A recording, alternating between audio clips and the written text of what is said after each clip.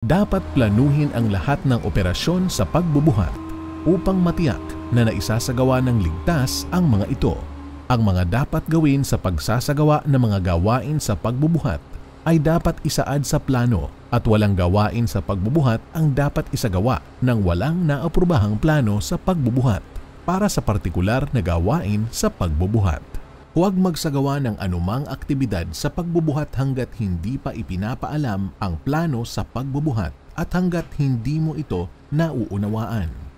Ang lahat ng operasyon sa pagbubuhat ay dapat isagawa at subaybayan ng isang mahusay na team ng mga sanay at may karanasang personnel.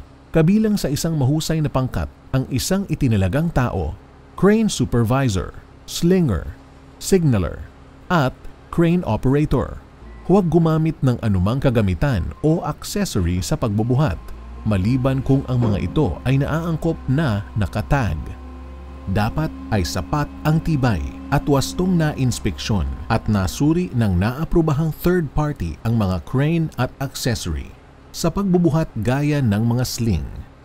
Ang mga tao na sinanay at otorisado ang pinapahintulutang mag-sling ng load o makilahok sa anumang gawain sa pagbubuhat.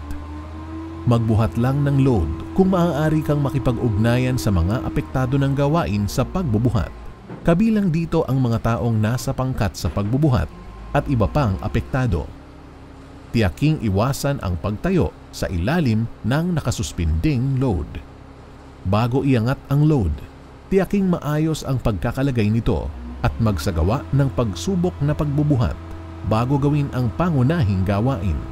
Huwag lumampas sa mga limitasyon sa operasyon ng pagbubuhat ng mga kagamitan o accessory.